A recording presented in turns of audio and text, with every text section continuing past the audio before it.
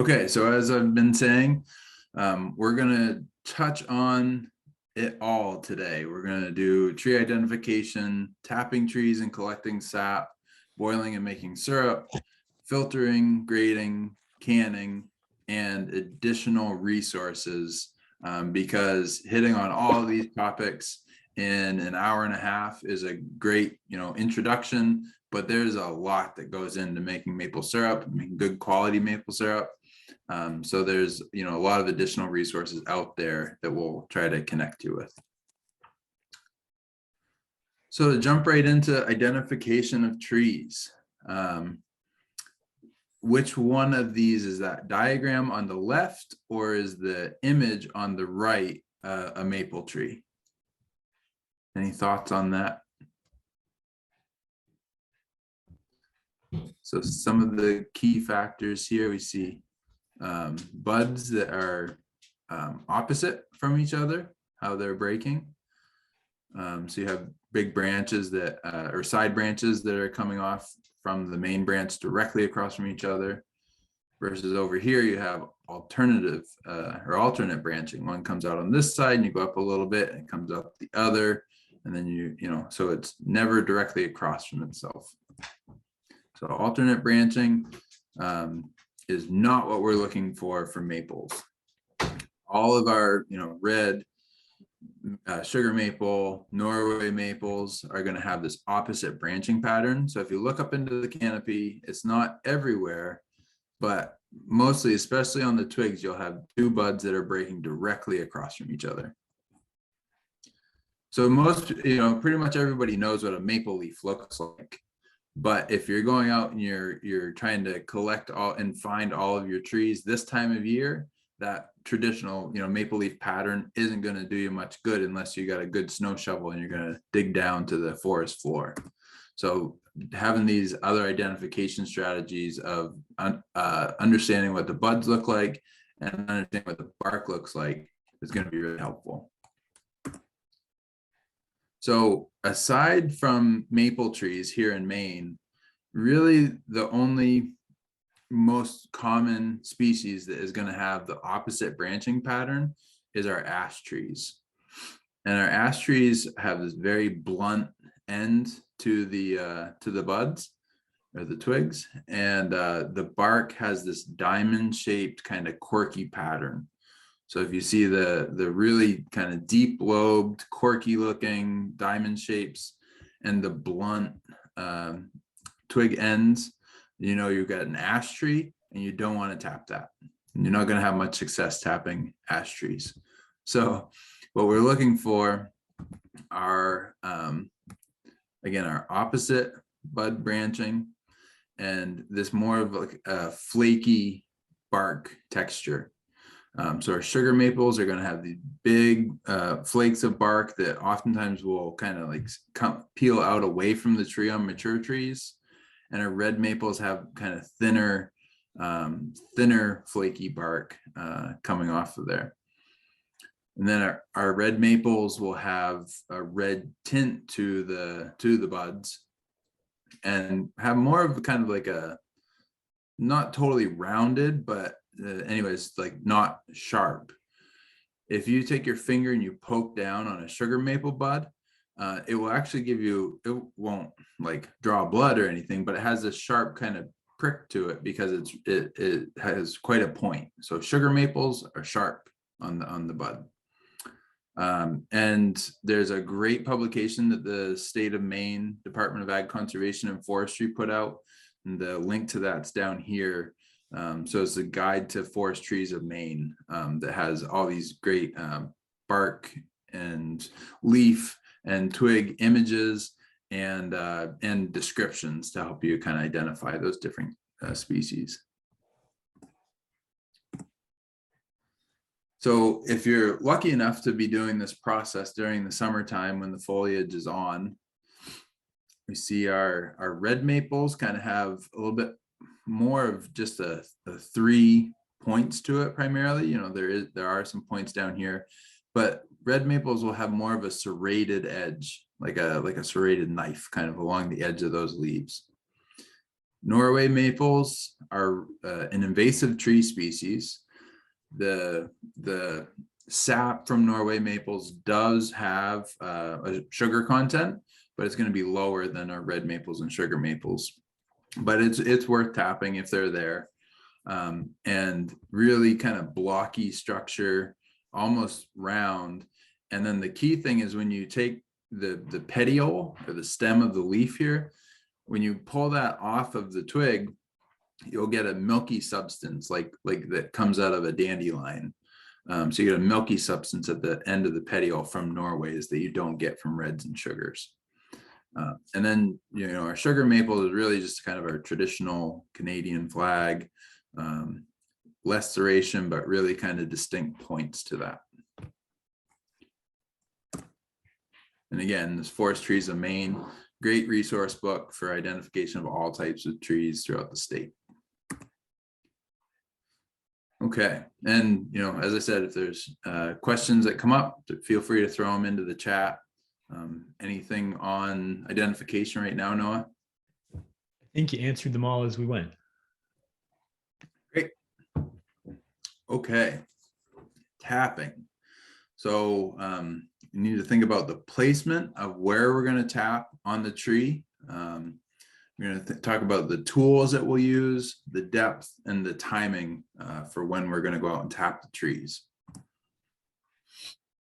So the minimum requirements for tapping the tree, and the best practice is to go with at least a 10-inch diameter tree. And that's when you measure the tree right at that breast height, that is 10 inches across or more before you tap the tree.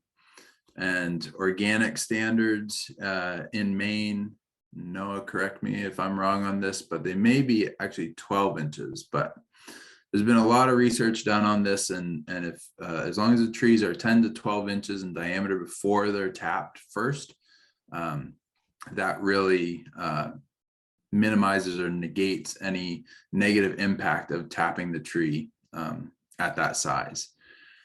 What we're doing and what we're trying to collect are carbohydrates and sugars and energy that the tree produced through photosynthesis last season, and that they had then stored in their roots. And as they're waking up in the springtime, they're sending those carbohydrates back to the buds to form new leaves. So as long as the tree is big enough, we're really only stealing a small percentage of those carbohydrates. But if we're tapping, 6-8 inch trees, it's a much larger percentage of the carbohydrates is going to have a bigger impact on stealing energy from that tree. So we want to go out and identify trees that are 10 to 12 inches across at least. Oh, here we go, off the guidelines. So 10 inches as a minimum. And then kind of the loose guidelines for putting 2 taps out that we've always gone with is if you can put your arms around the tree and not have your fingers touch, then that's when you can go with 2 taps. That's not a very scientific approach. I'm 6'4" with a 6'6" wingspan. So my reach is going to be a little different than others. But if you want to get more scientific about it, you want to be at least 18 inches across before you put 2 taps in any tree.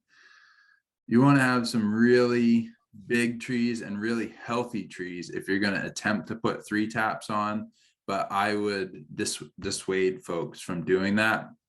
As trees are that big, they're usually starting to kind of slow down, have some branch dieback. So usually just maxing out at 2 taps per tree is a safe way to go to maintain tree health. Also, when you're tapping, you want to kind of look at the tree, and if you can see dead spots, or if you're like directly below where there's big dead branches, you want to avoid those spots. You're only going to get sap flow from clean, white, healthy wood. So if you're drilling into a tree and you see kind of brown and it smells really earthy, mushroomy, then that's probably not going to give you much sap yield out of that that essentially dead sapwood there.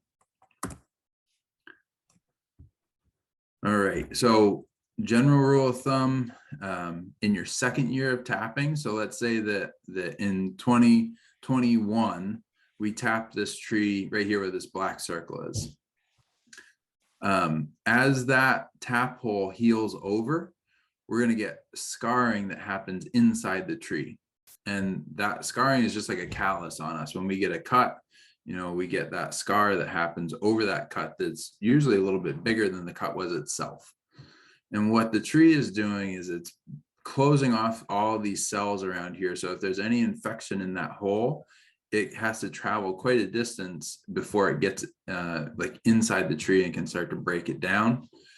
So we always want to make sure that we're 12 inches up and down and 6 inches side to side from last year's tap holes, so that we avoid this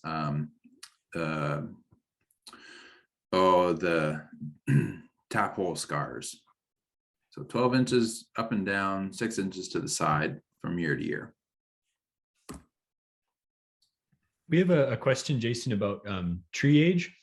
How old does a tree have to be to reach 10 to 12 inches in diameter? Yeah, that's a great question. It definitely varies depending on where the tree is, the nutrients, the orientation of the land where the tree is. So if it's south facing, it's out in an open yard and it's fertilized, you know, you might get there in I don't know, 25 years or so. But if you're in an enclosed woods and there's some competition, maybe the soils are you know, more average, you're probably looking at 40 years or so before you get to that tappable size. Are those about the same as what you would say, Noah? Yeah, I would agree with that for sure. It's one of those forestry questions that the answer is it depends. Yeah, right. Yeah. Okay. Okay, so now we've gone through, we've identified our trees. We've kind of identified where we're going to tap them. And now we're going to get our equipment ready for when the timing is right. So the best practice these days is to go with a 5/16 size drill bit. And this has really been shown to, again, pull fewer resources away from the tree, but and also to create a smaller hole so that the tree can heal over a lot faster than the old style 7/16 inch holes. So you get really almost the same amount of sap, but the big thing is that you've got a smaller hole so that tree can heal over a lot faster and in a more healthy way. You want to make sure that the drill bits are sharp and clean and new. And there are drill bits that are specific to tapping maple trees that are designed to pull more of the wood shavings out of the hole and to make that cleaner, sharper tap hole. When you're drilling, you want to make sure that your drill is almost level. You definitely don't want to be like way off at an angle. If you think of drilling a hole into a piece of wood at an angle, when you pull that back out, you're going to have an oblong shaped hole at the surface of the tree. And what that means is when you put this perfectly round spile into that hole, you're going to have a bunch of air gaps and places where the sap can leak out around the edge. So you want that drill to go pretty much straight into the tree, and try to avoid any side to side movement when you're pushing it in. These are those old, you know, 7/16 taps. Another thing about these is that a lot of times they're galvanized, or there's some level of lead in these materials with the older spiles. So if you can go with a newer product, these are food grade plastic. You can also get newer stainless steel if you want to avoid plastic. That's a much safer approach, and is also the smaller diameter, so it's going to work better for for our new kind of like conservation approaches to tapping. There's kind of two ways to go about collecting the sap as well. So you can hang a bucket, and on this type of tap, you'd have a bucket that has a hole in it that's going to hang on this hook, or you can use a tubing system. And even for 1 to 10 taps, you can take this as a spile, take some food grade tubing and drop it down into a food grade 5-gallon bucket that's on the ground. The one advantage to that is that with your spiles like this, air, anytime that there is a little bit of a wind or there's some air movement, the air is going to go right through this spile into your tap hole. And it's just like essentially not putting a bandage on a cut. It's going to heal over a lot faster, and there's a chance for infection. So as that air is moving in there, that tap hole is going to start to heal over, and you're going to get less sap flow as you get further into the season. So especially if you get really excited and you go out there in January and you tap your tree, if you have these bucket type spiles, by the time we get into the heavy sap flows of March, your tap holes are likely to start healing over. So I have a preference to go towards these tubing systems whenever possible, but that doesn't mean that these are not all, not still a good option to go with bucket systems. But so these are the new tubing spiles, just plastic 5/16, and hang a hook off there. And then this is for the tubing system. So once we've drilled the hole, we're gonna just, with our hands, place the spile, and then to take a small mallet, like a rubber mallet is a good way to go. A hammer works, but what we're really trying to do is avoid over driving the spile. So usually it's just 3 light taps, tink, tink, tunk is what you'll hear. And if you just really drive that into the tree, you're like, okay, my bucket's definitely not going to fall out now. But what's likely to happen is you'll just split the hole open, and you'll get a lot of leakage above and below your spile. So just tink, tink, tunk, tunk. It doesn't seem like a lot, but just the kind of physics and in order for that bucket to fall out, it would have to kind of like push up into the top of the tap hole, and a lot of things would have to happen. So it is really secure with just a light tap. So the timing for when to do this, we're thinking mud season. So we're almost there. I think we've got a couple of weeks left here in southern Maine. So we're thinking when the temperatures are at least in the high 30s, but especially when we have a lot of snow cover and it's been really cold up, leading up to that time, we're probably going to have really sunny days in the mid 40s to get our first good sap runs.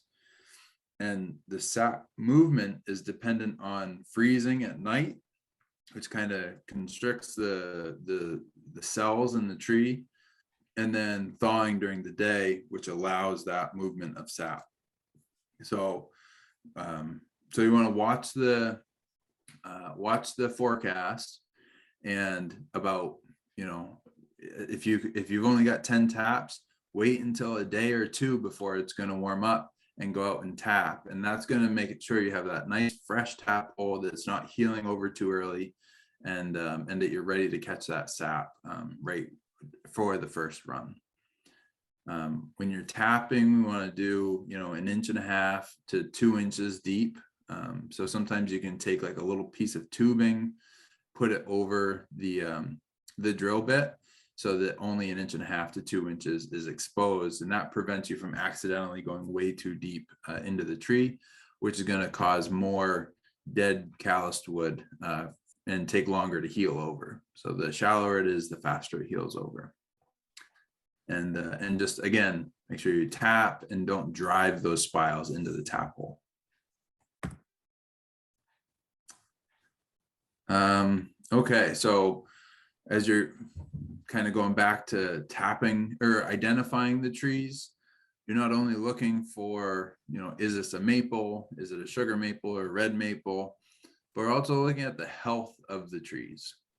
So this tree that's way out in the yard all by itself, just look at all of these solar panels that are just actively creating sugar all year round, how healthy this tree is. There's no competition. There's going to be a lot of sap, or at least very high sugar content sap, that's coming out of a tree that's nice and healthy like this. Whereas a beat up tree that the arborist just hacked to pieces like this is going to have a lot lower sap yield, a lot lower sugar content.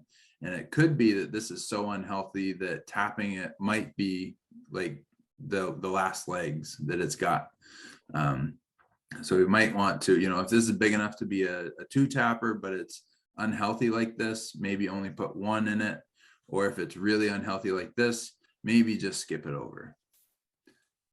Another way to think about that, though, is like, well, I'm probably gonna have to cut that in 3 years, so I might as well put 3 taps into it and just suck it dry. So there's different approaches there.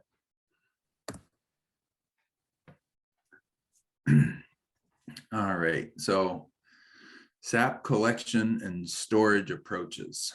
So all sorts of good buckets designs out there. The one that we talked about with the drop tube to have a 5-gallon bucket on the ground. If you're going to do that, avoid, your Home Depot buckets. Those are not designed to hold food, and sap generally is an acidic material. So that can pull some of those plastic toxins out of the plastics. And then we're going to take that and we're going to concentrate it by boiling it for 6 hours. So we want to avoid that.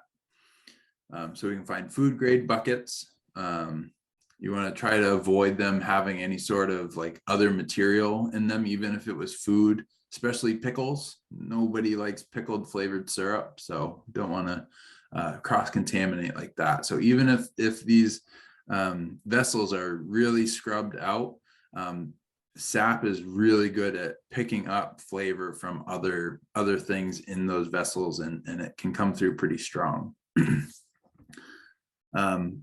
We want to avoid old galvanized traditional maple buckets. So you can find these at a lot of auctions around for fairly cheap. One reason that they're so cheap and that a lot of commercials or producers are getting rid of them is because they're lead solder. And again, that acidic sap can pull that lead out of those old buckets. So we want to try to steer clear of those. One of the newer systems are these sap bags. So they have kind of a specialized spile. You put this end of it into the tree, and then this end of it has a little kind of tab that hooks onto this hole, or this hole hooks onto that, I should say. So the tap in the sap drops down into this bucket. And when we go out to collect the sap, you can just slide the bag and the little frame that it's around out of the hanger and pour it into your collection bucket, and then just insert that back in and you're ready to go. So these are kind of gaining in popularity. They're, these hangers are about the cost this whole system is much cheaper than these buckets. And then these bags, you can just get new ones every year or wash them and get a couple of seasons out of them.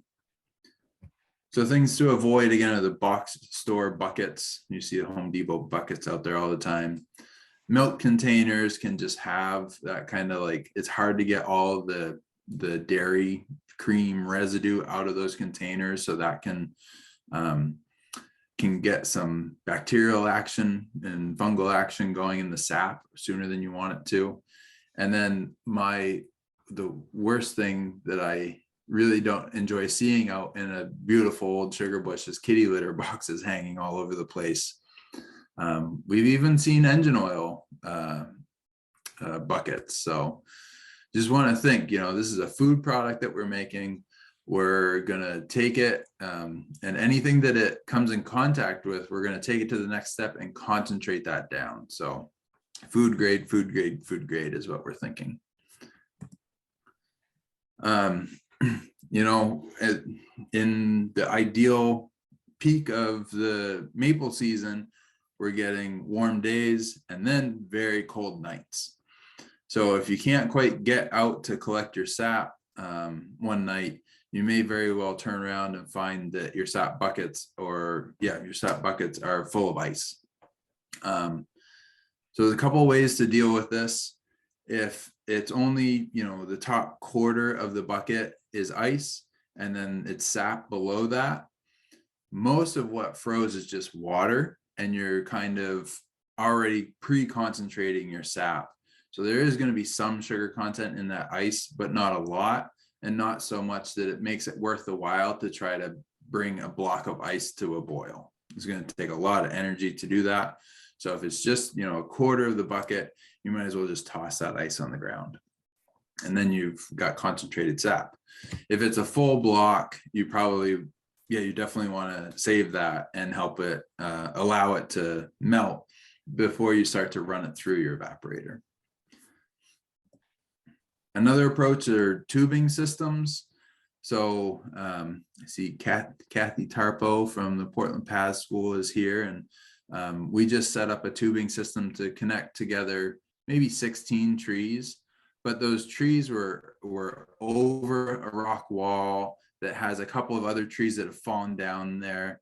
So to crawl over that to collect buckets like a dozen times during the season, somebody would have fallen and spilt sap all over themselves and it would have been a mess. So sometimes, even if it's on a small scale, these tubing systems can really help to just make collection easier, even if it's two trees next to each other, but one of them's over a fence or something like that.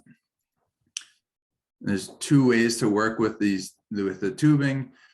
Here's a tubing tool is essentially what these are called. And it's really just two vice grips that have, you know, these are specifically for 5/16 tubing. And then there's a handle so you get some leverage so you can drive the tubing over the barbs on your fittings. So this is one approach, but these are about at least $250. So it's an expensive approach. Another, you know, if you're just trying to put the drop tubes from your spiles down into a 5-gallon bucket on the ground, you can just dip your tubing into hot water and then leave it there for 10 seconds or so. And that softens up that plastic enough that you can just push down push over the spile down on a table or something with resistance to connect those two. So that's really the most practical way to go, especially if you're just doing 10 taps or so. You can get just like PVC tubing from the hardware store that's 5/16 diameter, but again, that is not food grade and you're going to have plastic leaching into your system. So it's highly advisable to buy this this tubing that's specific for maple that is food grade. So when you're thinking about storage of your sap, we're going to have about, well, we could have up to 2 gallons of sap per tap per day's run. And that's kind of like best case scenario, but it's better to plan for best case scenario and have more storage than you need than to not have enough and have to dump sap or go out and find sap just actively overflowing from your containers. So we always want to plan for 2 days storage, just in case there's a run one day and then another. And it's not going to, and you know, you might not be able to boil more than once a week. So you want to have at least that much storage. And we'll do a little bit of math here just to demonstrate what I'm talking about there. When you're looking for containers to store all of your sap, so you've collected it from the tree and you're taking it back to your house, you want to either stick with a stainless tank, like what pretty much all the commercial producers use. Aluminum works well, and then food grade plastic. So you can see those 55-gallon drums. And again, make sure that those are food grade, and make sure that they weren't storing something like a grape concentrate for mixing drinks or something like that, because grape flavored maple syrup could be okay, could be pretty weird. So in that vein, Jason, we have a question about if you have any experience with food grade buckets that Tractor Supply sells. I do not, but if they're labeled as food grade, I'd say go for it. Yeah, I'm assuming that someone has seen them at Tractor Supply. So,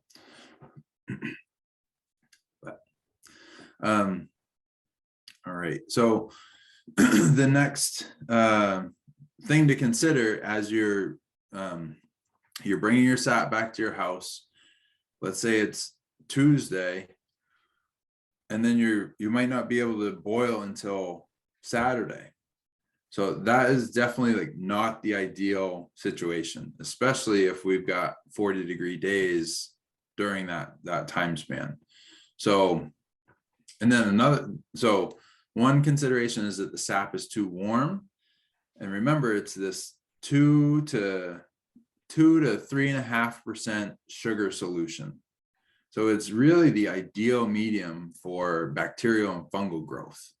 And you can get some pretty good fermentation going in just a couple of days. And fermented maple syrup is a thing to experience. Yeah, it's not boozy, it's just weird. So, so you want to try to keep your sap as close to freezing as possible. So if you've got like a food grade plastic bucket, put it on the north side of a garage, and then pile snow all the way up around it if you're going to store it for any period of time. That's the way to go, I would say. If you've got 5 gallons and you got enough room in your fridge, that's one way to go. But let's try to use nature and what she's given us as much as possible.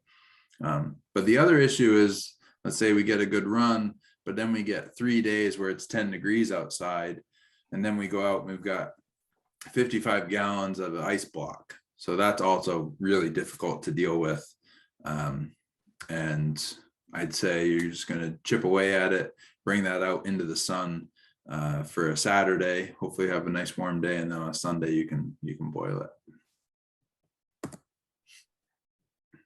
it. Okay, so the capacity planning, let's say we have 20 taps, and usually we'll get about 1.5 gallons, but we're going to plan for 2 gallons per day.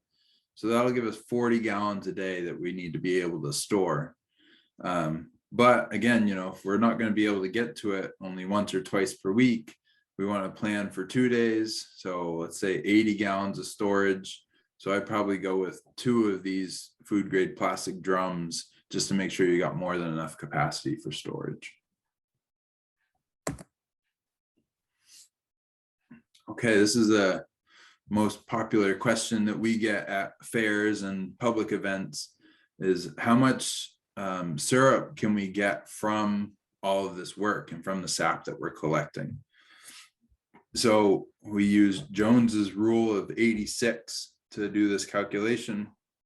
And again, maple sap can vary widely, but it's usually somewhere between 1.5% sugar and 3.5% sugar. And Brix is just the unit that we measure that in. So we want to take the sugar content of the sap that we're bringing in and divide 86 by that sap sugar content. And if we had a 2.2% sap, so right in the middle of our average, that would take 39.1 gallons of sap to make 1 gallon of syrup. So the average here is about 40 gallons of sap for 1 gallon of syrup. And again, we can kind of do an estimation that each tap will give us somewhere around 1 to 1.5 gallon per day of run. Okay, so any questions about sap collection, storage, anything there? We do have a question about tubing. Should it be taken down every year, or can it be left up until the next season? Yeah, so in these commercial operations, especially the 60, 80,000 tap operations, they are most definitely leaving that tubing up as long as they can. So it's really a matter of kind of where it is. If you're leasing or kind of tapping your neighbor's trees, they may not like the appearance of it out there, or you may not like the appearance of it. Wildlife can definitely, moose do not care about maple tubing, so they'll just keep moving right through it and tear it down. And then tree limbs can come down and kind of knock it down from year to year. But it doesn't hurt anything to leave it out. And it can save you a lot of work from year to year. One thing I didn't mention is at the end of the season, you definitely want to pull all the taps and the spiles out of the trees. But the way that the tubing's set up is you can just let those hang, or there's usually a way that you can actually kind of plug them into the line itself to cap them off, but just leave it in place. So it's totally kind of personal preference there. And do you recommend treating the holes with anything after you pull the spiles? Yeah, no, that was common practice up to the 90s to put like formaldehyde tablets into the holes. And we say definitely don't do that now. Just good air circulation. So making sure the taps get pulled as soon as the season's done, and just let the air get in there and let that heal over naturally is definitely the way to go. Awesome. Do you have time for one more right now? Sure. Great. We have a question here. You mentioned the sort of 40-to-1 is a rule of thumb. And we have a question about what it might be with Norway maple. Yeah, so as you get into trees that are less healthy, the more competition, if we've had drought in past seasons, that can start to drop down. So if you're just doing Norways, again, it's tree by tree, so it depends, but you could be as high as 60-to-1, and you could be as low as 25-to-1 with like really robust sugar maples. Yeah, so it's all over the place. Last season was a really rough year for the maple industry. There's still a lot of kind of guessing as to why that was, but we believe that it's because of the droughts that we've had for the last several falls, and the trees just haven't been able to produce as much sugar and carbohydrates going into the fall time to sustain. So a lot of producers got a decent amount of sap, but the sugar content was like half of what it had been in the past seasons, which meant that they were boiling for twice as long to get the same amount of product. All right. Okay, we're gonna jump into the fun part of sugaring now, or the very drawn out part is evaporating and boiling. So, there's all sorts of different systems for boiling our sap down to syrup, and we're going to talk about what those different options are, the benefits and drawbacks. Number one tool that's required for boiling is a nice comfy chair, because you're gonna be there for a while. Okay, so the skills required are being able to boil water. So if you can do that, you can successfully make some maple syrup. All sorts of different fuel sources that are used at all different scales, anything from just general firewood, propane, oil, electric can be used, wood pellets, even steam now is being used. So the size and the scale of the number of taps that you have is always going to be matched up with the size of the evaporator that you're running, and comparing kind of how those two factors match up, plus just the efficiency of how you're running that system, is really going to have a lot of impact on how long you're going to be there boiling. So things that you need to keep top of mind when you're setting up an evaporator: you need a consistent heat source. You want just high heat and consistent. You don't want that like getting really hot and then the fire dies down and then like the boil almost stops and then you refire it. You just want to keep that at a high heat consistently. And you want to get as much surface area as possible. So if you have your lobster pot, you know, you might have a lot of depth, but it's all about your surface area. So lobster pots kind of minimize the area that you can get evaporation from. You can get that water to leave the system from. And again, need that comfy chair. So most people are going to get started on, you know, turkey fryer, but then you can go all the way up through to some cinder block systems. And then if you really get into it, you can invest in some, you know, barrel, like a 55-gallon barrel arch or an oil tank that holds the fire. And then you have a dedicated pan for the sap and the syrup. And then when you start to get up through to the really getting into it, then you can start, you know, spending money on these dedicated evaporators. So,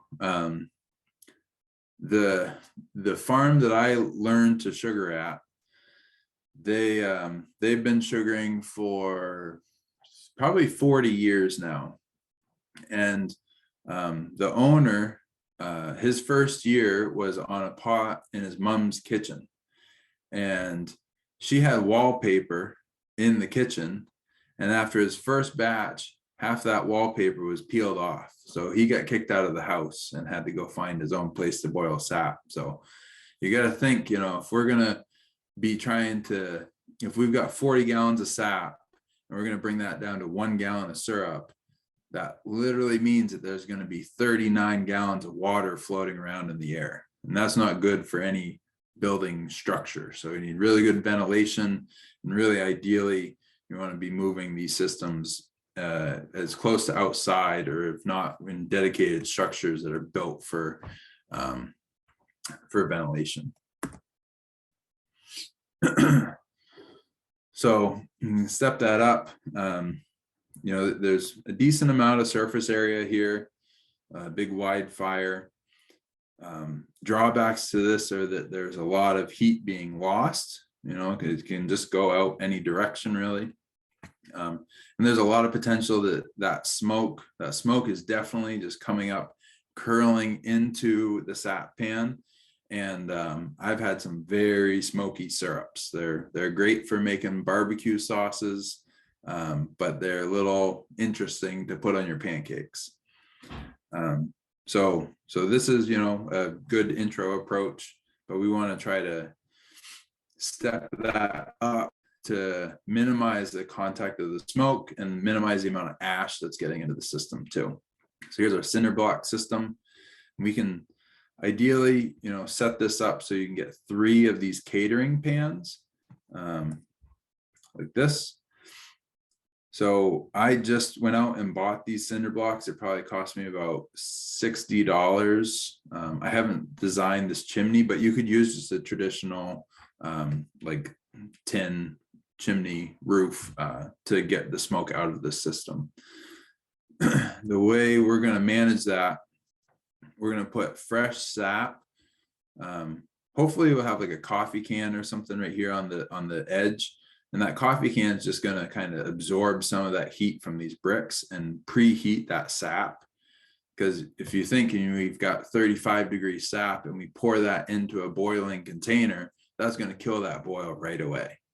So if we can preheat the sap and then put in all of the fresh, you know, 3% sugar sap on this pan that's closest to the outside, as that starts to boil down some, we'll just take a ladle and move it forward. And as we do that, we'll fill this pan in more with raw sap. And what we're doing is we're moving the more concentrated syrup towards the front where the heat is more concentrated.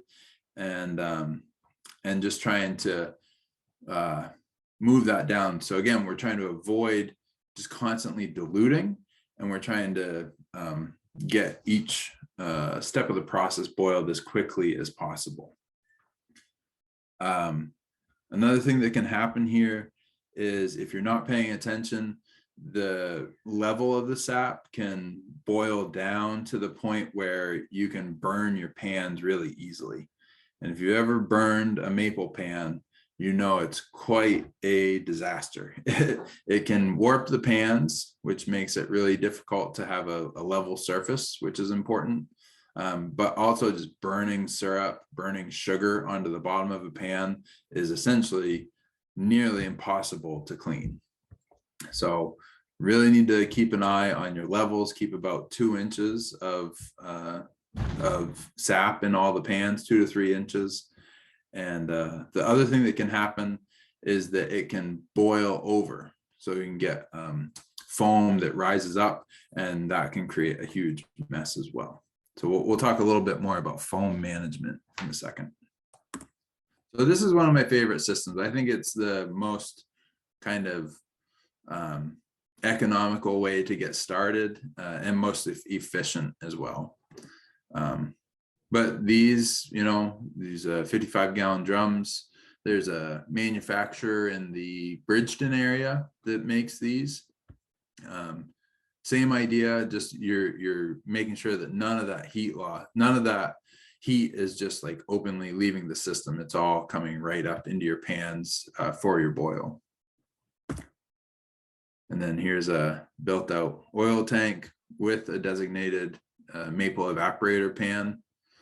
There's a little preheater box up here, and you can just crack this valve to have this, the preheated sap come into the back pan about at the same rate that it's boiling off. And here's your 2x3 half pint designated maple evaporator. So you have little channels, the syrups or the sap as it is boiling and kind of concentrating. It's going to make its way down through these channels into, it's actually going to come this way into your draw off container. So by the time that sap gets down this way, it should be pretty much finished syrup ready to pour off. No chance that ash is going to get in there, and the smoke is going to leave that system as well. Okay, so a little bit more math. We have to talk about the efficiency of our evaporators. So if we have a surface area of 12 inches by 20, we're going to be able to boil off 1 gallon of sap per hour. So it's not very efficient. We're going to be there for a long time if we've got 100 gallons of sap to work with. If we've got, 2 foot by 33 inches, 5 gallons of sap per hour, and 3 by 8 pan, you can do 70. So our catering pans are going to fall right in this category. They're 2 feet, or it can be 2 feet wide. And if you have 3 of them side by side, you'd have 33 inches. 2x4 rig, 15 to 20 gallons per hour. So in this example, let's say we've got 66 taps, and they're all giving us 1.5 gallons of sap per day. So, oops. So that's going to give us 100 gallons of sap per flow day. So if we had a system where we were boiling 20 gallons per hour, so somewhere in this, running a 2x4 really efficiently, we could get that done in about 5 hours. And that's a reasonable amount of time to sit out there on a Saturday afternoon and enjoy the weather and all that. But if we had that same amount of sap and we were doing that with our catering pans, that would, 5 gallons an hour, that'd be 20 hours of boiling. I don't think anybody would be very excited about going out there and doing 20 hours of boiling for 6 weekends in a row. So again, you need to think about your scale and make sure that the size of your evaporator is matching up with what you're trying to accomplish and how much time you want to commit to this hobby. Okay, any questions so far? We do have a question wondering if you could give a little bit more explanation on the 3 catering tray system. I think that's a system a lot of folks are interested in. All right. The question is, are we moving the sap from one tray to another, or just moving the trays themselves as they get more concentrated? Yeah, so I would probably just take a ladle and move it forward, like 1 scoop from the back. And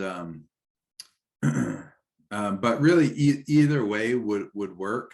What a lot of folks will also do that I didn't mention is once you get this front pan up to almost finished syrup, and we're going to talk about what that means, but then you can take it off of the evaporator, because you're just working with a wood fire. You know, it's hard to shut off quickly. It's hard to kind of manage it and be real precise. But you can take it off of the wood fire, and then you can take it into your kitchen stove, put the candy thermometer in it, use a hydrometer if you're going to go that way, and get really precise with how we're going to know that the syrup is finished. So yeah, you can either move pan by pan forward, or just take scoops and move it forward. It's probably a lot safer and easier and less likely to spill to just take that ladle and move it all forward.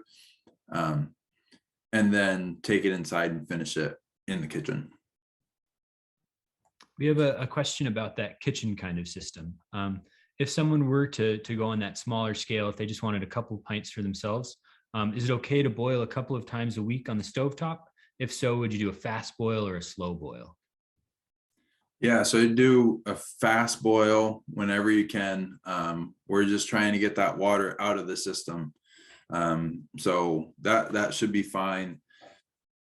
And you know, if you've got a gallon per week and you're trying to boil that down, and or you know, a few gallons of sap, it's fine. You just make sure you got good ventilation, and you know, it's not going to ruin anything, but it is a lot of moisture in your house. But I mean, if you're doing canning in the fall time, it's kind of a similar amount of moisture floating around, really. Awesome, thanks. All right. Okay, so our goal as we start to get towards the end of our boil, you know, water boils at 212 degrees, and that can change based on the, you know, barometric pressure outside and your elevation. So what you usually want to do is, you know, as you start your boil, put a thermometer in there and just mark, you know, it's at 211 degrees today, or it's at 213, whatever it is.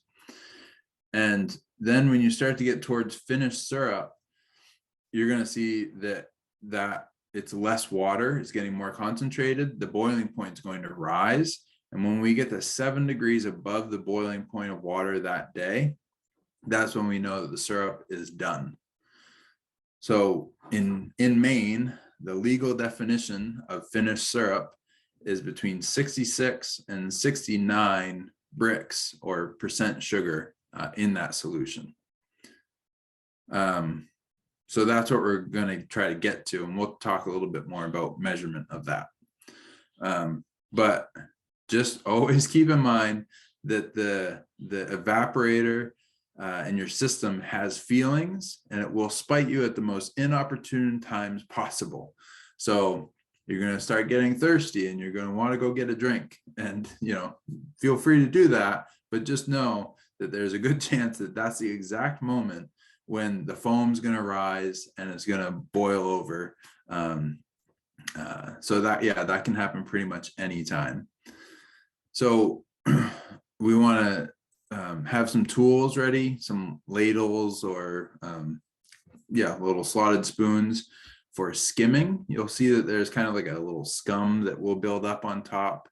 And also, you know, you're not going to really go to town trying to skim foam off, but if you can keep that as just a boiling, like kind of a rolling boil, like how you see water, that's ideal because all that evaporating water can just leave that system. If you have a lot of the kind of like scum on the surface, and especially a lot of the foam, as that evaporated water is trying to move up, it gets stuck in the bubbles and will drop back down into the system. So if you have a lot of foam, you're gonna have a less efficient boil. And there's a couple of different ways that that folks deal with that foam. There's kind of a conventional, it's called Atmos, and it's just a kind of like a glycerin based deep food grade, obviously defoamer. So you just put like a drop of that in only when the foam starts to rise up, and it breaks that surface tension and the foam drops right down pretty quickly. In organic systems, it's a little bit slower, but just using vegetable oil, and again, just using a couple of drops when the foam starts to rise. Some people kind of get nervous because the vegetable oil takes a little bit longer to activate. So they say, oh, it's still coming, and they put a lot more in, and you can get really kind of like slippery, oily syrup if you get too carried away with this. But anyway, just a couple of drops of vegetable oil is a good way to break that surface tension and bring that foam back down.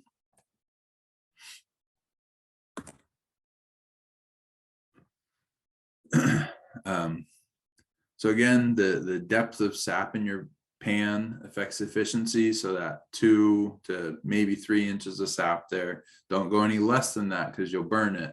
But if you go and put a lot in, like I used to fill the lobster pot almost to the top, and that's a very inefficient way to do it. Make sure that you're putting that wood consistently in.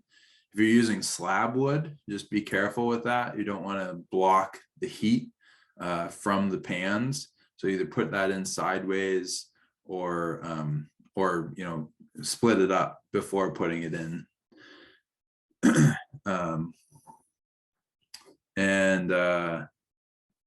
Yeah, so and then this is kind of an image of that can preheater. So it's an old, very well cleaned out coffee can that's just sitting on the edge of the system full of sap, so that can kind of heat up. And again, as that boils off, you're just going to keep adding a little bit of fresh sap to keep that that depth of sap in the pan at the same level. Okay, so a couple of different ways of knowing you're done. The first is the old school way. You just take a spoon and dip it down in, and if it's still watery, it's not quite finished, it would just run off the spoon like water does. It just falls out. Aproning is when it kind of like sheets off. It almost like you pour it out and it almost like sticks to the spoon before it sheets away. So that's a very imprecise way to do it, but it is one way to tell, like, okay, it's thickening up, maybe we're close. Really, the two more effective ways are to just use a candy thermometer, get to that 7 degrees above the boiling point of water. And what we recommend, and what's almost mandatory for commercial producers, people who are selling syrup, is to use a hydrometer and a hydrometer cup, and to get that up to 66 to 69% density. It didn't look like many folks here were looking to go commercial with their production. If so, this is a whole class in itself that we teach on how to be real accurate with your density. And just one thing to keep in mind, these readings change by the temperature. So if you're measuring your hot syrup right off of the pan, you're going to have to read this and do some compensation differently than if it was a 60-degree room temperature syrup. And we're going to share this PowerPoint presentation out. And this blog from Baskin's Maple has what I thought was one of the best explanations of how to use a hydrometer and how to make those temperature compensations, if anybody's interested in going that direction. Um, I'm gonna kind of rush through the rest of these, try to leave more time for questions at the end. Um, so filtering. So the process of boiling creates what's called sugar sand or niter. And it's this really just kind of like chalky, sometimes gray material. And it's if you filter it out and let it dry, it's this dusty, it's just calcium essentially. But it's it is the product that settles out of the sap during the process of boiling. And it's not harmful, but it is gritty. It looks bad in glass containers. And again, legally in Maine, if you're selling syrup, it has to be free of like contaminants, and niter is considered a contaminant. It has to be clear of appearance. So most backyard producers, you can use a cheesecloth, but these cone filters work pretty well. This is kind of like a wool material, and that is what's doing the majority of the filtering.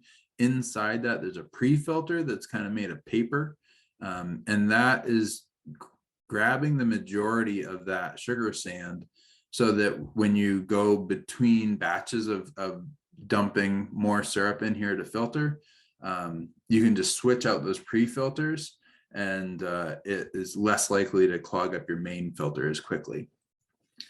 Really important to just put hot syrup through these systems. You're going to get a better filter. It's going to go a lot faster. And yeah, it's really hard to filter cold syrup. If you scale up, we can go get into these filter presses, but this is kind of a whole different ball game for a much bigger scale.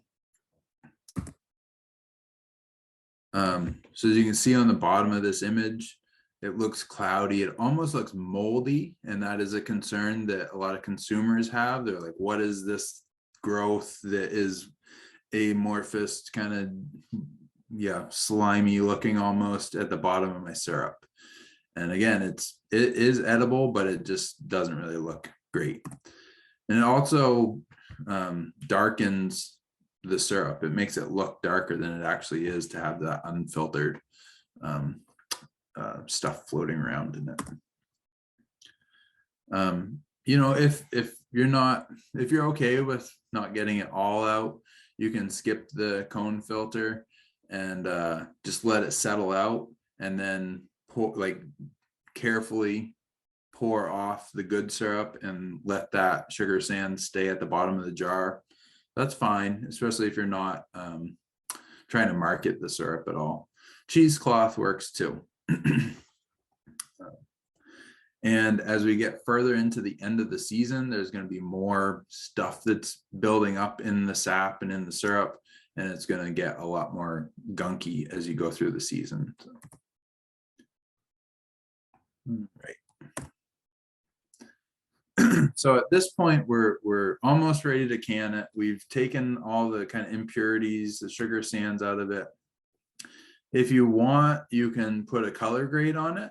There really are very distinct flavor differences between our golden, amber, dark, and very dark syrup. And you'll kind of see that as the season progresses, it will get darker and darker by batch, usually. So it's just kind of an interesting thing. Excuse me.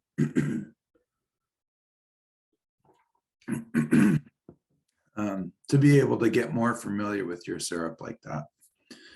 And if you want to go that direction, the Vermont Maple Producers Association makes these temporary color grading kits. They're only good for about 2 seasons before the color starts to fade in them. But they're, again, kind of a neat thing to put each batch of your syrup through here to put a color label on it. Again, want to make sure that we're in the right range of density. And the reason for that is if it's too watery and it doesn't get up to that 66 degrees Brix or higher, it can ferment. So there's enough water content. There's not so much sugar in there that bacteria and yeast can't grow in that. And it can, make jugs explode like this one. It can also cause mold growth, which can be dangerous. And it can cause off flavors. If we go way up over our 69% sugar, we start to get crystallization, and that sugar that crystallizes and settles out of over dense syrup it's very difficult to bring that back into syrup. So it's just kind of lost at that point. And the last component of grading is the flavor. So we judge contests here in Maine and at the international maple syrup conferences. At those, we have up to 60 samples per grade flavor category. And so by the end of the day, we're pretty sugared out. But it is pretty interesting to have that experience, to taste the differences in syrup, the different ways that syrup can go bad or have off flavors, and all the ways that it can be really good in different subtle ways too. So always taste your syrup, always ask friends to taste your syrup, and ask them for their honest opinion to see if there's ways that you can improve upon it. I'm always happy to taste things as well. If you think that anything, if you have questions about final products. Okay, so we put a grade sticker on it, and we're ready to put it into a can to put it on the shelf. So we want to make sure that we're hot packing, kind of in a similar vein of canning tomatoes or pickles or whatever it is. We want to try to get the inside of that container fairly well sterilized and to get a good seal on it. So we don't need to sanitize the containers in the same way that we do with canning, but we do want to make sure that that product is up around 180, 185 degrees before we put it into the container. You don't want to go over 190 because you can get more of that sugar sand to settle out. So try to be pretty careful with that. Hit 180 degrees, put it into your cans. Put that lid on, lay them on their side for about 10 minutes so that you get that heat on the lid as well as around the container.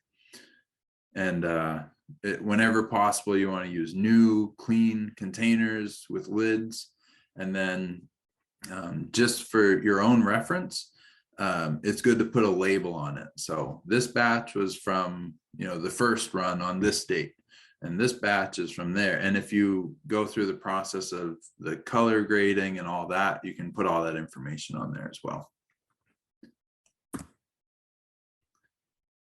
All right, and then we get to the end of the season. You want to make sure that you're pulling your taps, that you're cleaning and rinsing everything really well, and that everything you're going to put away is stored dry and clean. So we don't want things to get musty.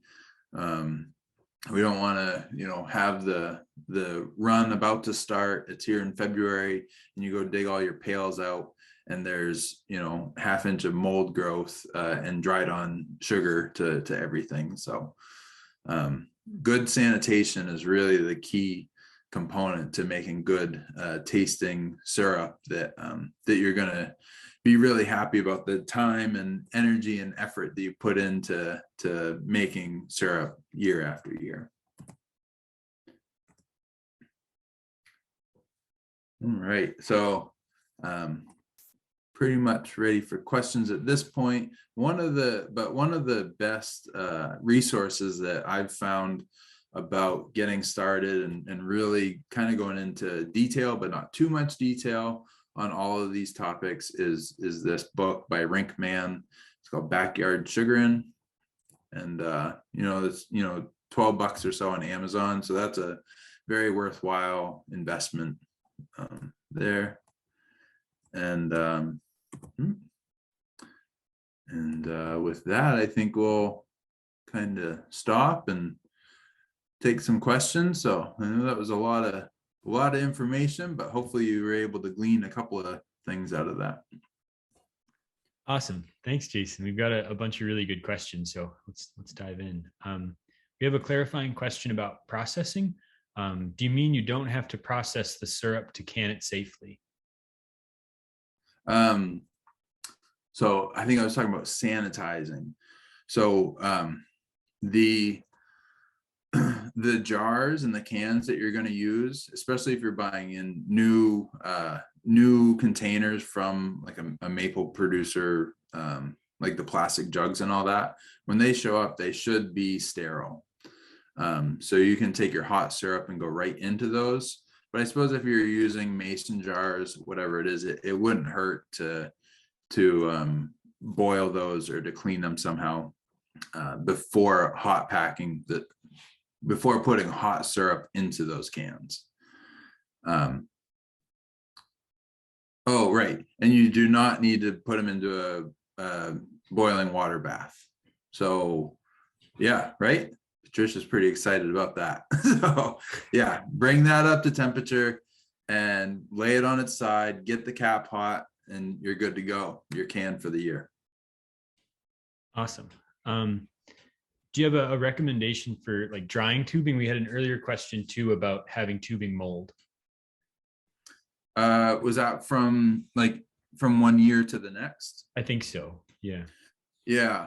So if you're and tubing has a lifespan of at least 10 years, but there's different ways to go about it. I say if you're on a pretty small scale and you're set up where you can take the tubing down from year to year and like spool it up and put it in the garage, then yeah, like run hot water through it and rinse it out. What most commercial producers are doing is just letting it hang out there.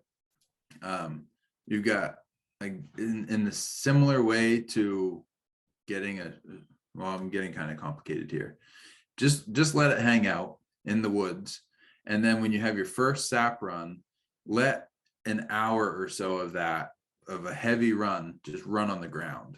And that's enough to flush that system out and clean that tubing with sap, and then start collecting it after that. It kind of is like self-cleaning, and that's kind of best practice at this point. Great. We have someone that's asking if you could repeat what you said related to older used metal containers. I think this is probably great to hear it again. Right. Yeah. So hopefully everybody's kind of familiar with what galvanized metal looks like. And it's almost like wafer board kind of, where there's different layers and the grains of the metal are going in different directions. If that's what you're seeing on your sap buckets, it's highly likely that there's lead in that. So unfortunately, that there's a lot of those around. A lot of people are picking them up for relatively cheap, but there is that potential for lead contamination in the syrup. We have someone that got a bit of mold in storage. Do they need to throw out that syrup, or is there something they can do to salvage that? Yeah, another great question. So that has been printed right on the jugs, and it has been best practice up until about 3 years ago. And my predecessor, what was printed on the jugs was, if you see mold, scrape it off, bring it to a boil, recan it, and call it good. What my predecessor with the University of Maine and our food safety team found out was that some of those molds can leave a mycotoxin. So it's not actually living, it's like a chemical byproduct of the mold that can be a carcinogen that gets left behind in the syrup. So even in scraping it off, you don't always get rid of that. That said, it's a relatively low risk, but it is something that they found, and it is a risk that they identified, to the point where the industry has started to take that recommendation off the jugs now. You talked a bit about straining the syrup after you'd finished it. Do you strain the sap as well before you boil it? Right. Yeah, I skipped over that. Great point. Great catch too. When you, especially if you've got bucket systems, you'll find that there's going to be a lot of bark, for some reason, there's a lot of moths that like to fly into the sap. So it's probably a good idea to get those out before you start to cook them down. So you can use your cone filter or a cheesecloth and strain the sap before it goes into the evaporator, to just get that like big chunky bugs and wood out of it before you start. Gotcha. Is the goal to remove foam or reincorporate it with the use of oil and defoamer? Yeah, so the goal is to not have foam. So if you can break that surface tension with your defoamer, your oil, that's going to leave more of that material there.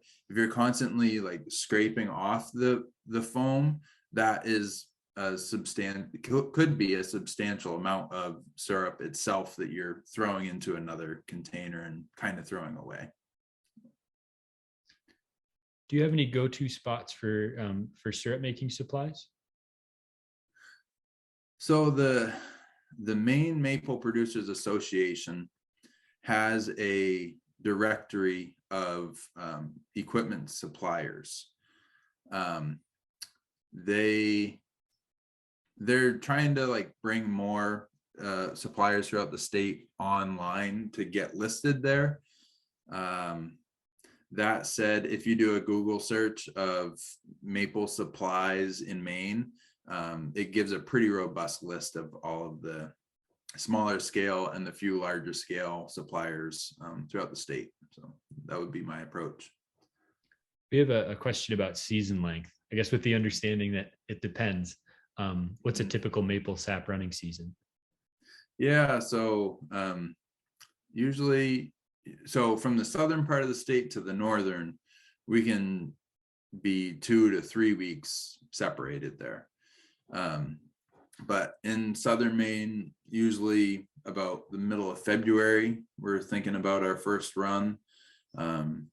Kathy Tarpo is talking about school vacation, usually when they get tapped. And it will run so right into the middle end of March. So that's the season. You really want to be paying attention at the end of the season when things are warming up. First, pay attention to your sap. Is that starting to kind of smell like it's sour, like it's fermenting? If that's so, just don't boil that. It's probably gonna make sour tasting syrup. The other thing to keep an eye on is definitely if you're starting to see the buds swelling, that's a definite sign that the season's over. But usually even a week or so before that happens, you'll get what's called buddy sap and buddy syrup.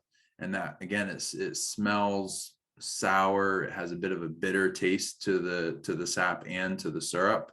And that's definitely when the season is over at that point. The sugar structures and the metabolism of the tree has changed at that point. It's really focused on leafing out, and that sap is really no good anymore at that point.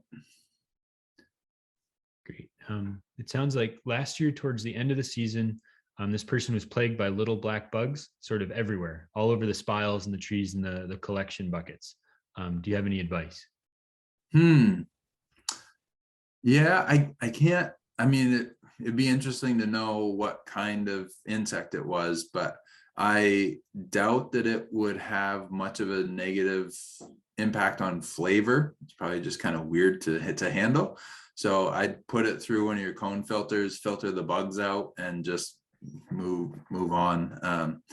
But yeah, it's never pleasant to see like a complete mass of insects, especially on the food product you're trying to make, but I don't think it would have hurt anything. So it's encouraging. Will the acidic syrup affect aluminum? No. So aluminum is a recommended material to use with sap and syrup. And that's what most of the new sap collection buckets are made of aluminum. Can you bring sap to a boil to kill the bacteria to keep it longer?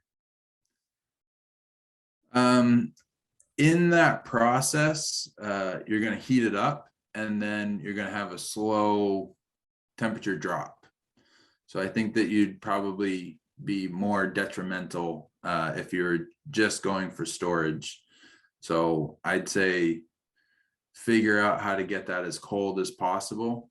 And that's really the best you can do. A lot of big producers, unfortunately, there are dairies that are shutting down, but that is good for the maple industry, and that there are chilled stainless steel tanks that some of the producers are investing in to keep their sap cold. And you want to think about sap in the same way that we think about milk. It's got to be cold. If not, it's that ideal bacterial and fungal growth medium. So we're trying to keep it as cold as possible. We have a couple questions about determining sugar content, and I wonder if you could go over determining that at sort of a small hobby scale again. Yeah. In your sap, it's really not that important at a hobby scale. We do have what are called refractometers, digital refractometers that shine light through the material, and if there's more sugar in there, it bends that light more. So we can get readings on sap content with tools like that. What is really important is your sugar content of the finished syrup. So again, 7 degrees above the boiling temperature of water, or using a refractometer, a hydrometer. So it's a glass tube that floats in the material. If the material is more watery, it's going to sink further. If it's more dense, it's going to sit up higher. So you just read that hydrometer at the level of the surface of the syrup. So. Gotcha. If you do end up boiling spoiled sap, does it just taste bad, or is it unsafe to consume? Yeah, if you take it to that finished syrup level, it would be safe, like a food safe product. I mean, you boiled it for 6 hours, so should be pretty dead at that point. But yeah, it can taste really bad. And some sap that goes bad can get really stringy and almost like gelatinous. And yeah, you don't want to play around with that stuff. Gotcha. Yeah. It looks like we're right at 7:30 and we've got a couple more questions. Are you okay if we go a bit longer, Jason? I'm okay with that. And I would just say if anybody needs to leave at this point, feel free to do that. But yeah, I'm happy to stick around for a few more minutes. Awesome. And as we do sort of our last questions, I did put an evaluation form in the chat. So I'd really encourage folks to do that. It's really helpful for us as we plan and present new workshops. So can maple sugar bushes produce distinctive flavors of syrup based on ground factors? Yeah, there's been a lot of research around that, the terroir of the maple, trying to jump on the bandwagon of the wine industry. And most of what that research has shown with kind of professional taste testers and experienced chefs and all that is that it's pretty hard to tell those differences from sugar bush to sugar bush. It's more of the processing and manufacturing, like the steps that go through the collection and handling of the sap to how they're boiling that has the most impact on flavor and quality. Gotcha. We have a question about over finishing. What happens if you do that? Right, if you take it to like 70 Brix or more. Right, that's when you get that crystallization of sugar that we showed. So it can, in the container, you'll like hear some things like jiggling around, and that's just crystallized sugar. If you are boiling and it's still hot and you're like, oh no, I went to 70, you can add water back to that to dilute it. You have to mix it for quite a while and keep it boiling, but hopefully you can retest it and figure out that you're in that 69 or lower at that point. We have a couple of questions that I think sort of touch on the commercial aspects of syrup production. And I wonder if there are any resources you recommend for someone that maybe has tried hobby level production, wants to scale up, or wants to go immediately to commercial level production. Yeah. So for one thing, I'm always happy to talk. Another program that we offer with the extension office called Soya Farm in Maine. So we talk with folks who are launching commercial farming enterprises and make sure that the concept and the resources that you have available to you are going to be kind of like a sound business concept. So happy to meet with anybody about that. On the production side of things, I'm also happy to talk with folks about that. But the North American commercial, maybe we'll send it out in an email, but I think it's a North American maple syrup production guide. And you can find a PDF of that just with a Google search. Really in-depth information about everything from major tubing setup to the economics of sugaring. So. Great. Is it okay to tap in January if the sap is flowing? So again, what can happen, you might see that one day that's going to warm up. So you go out and tap, but then it doesn't run again for a month. And that's a month that tap hole has to dry over. So you might get that really early run, but then you've lost yields on your last 3 runs because the tap hole is starting to close off. So my recommendation is kind of wait until that, unless you see, you know, a week of good, warm, cold temperatures in January, just wait until that mid-February time for the average season, and yeah, go from there. You'll have plenty of time to sit and boil, so don't get too excited. Fair enough. I guess we have maybe just one final question. Do you recommend buying a starter kit or purchasing everything independently? Do you have an opinion on that? I haven't seen too many starter kits really. So I guess I wouldn't totally be aware of what would be in that. And there's so many kind of unique aspects to, you know, do you want to do the bucket drop tube system or the bucket on the tree? And people kind of different preferences around all that. So, you know, it's a matter of looking what's in there for materials.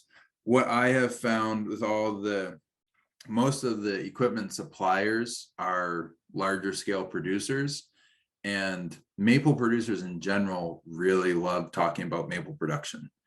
And so if you go find a local producer who's selling supplies, they'll be more than happy to help you get set up with what you need, and to make sure that it fits what you're interested in doing. And it's not just like, well, you have to put in a tubing system because that's what everybody does. Like, yeah, people are open to helping.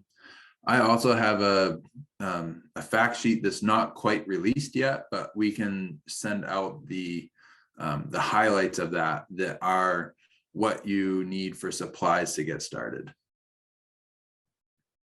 Awesome. That's a good segue to us sort of tying things up.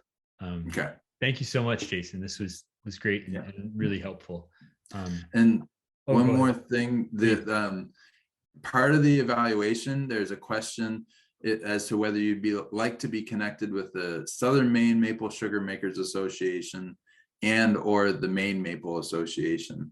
And both of those groups, again, they are really open and inviting to backyard producers, and they're really great opportunities, especially the Southern Maine group, to just learn from others. That all their monthly meetings are very educational, and they do sugar house tours and all that. So anyway, we'll make sure that you have that information about those groups. Yeah, definitely. I'll in the next couple of days, I'll send out a follow-up email, and that'll have the recording from tonight, Jason's contact info, some resources in the slideshow so you can access those links, another link to the evaluation. And also we have an event coming up, I think March 20th, at Tessier's Farm in Skowhegan. They run a really small kind of hobby level operation with 50 buckets and their own homemade evaporator. So if folks want to see sort of these kind of systems in operation before they implement their own, that might be a good opportunity. So I'll send out information about that event. I'll also send out a sign up link for the LIF newsletter, which is just a great way to keep up to date on the events and things that we have going on. So a pretty hefty email coming your way in the next couple of days. Thanks again, and have a good night, everybody. Yeah, enjoy that surf and pancakes, Anthony.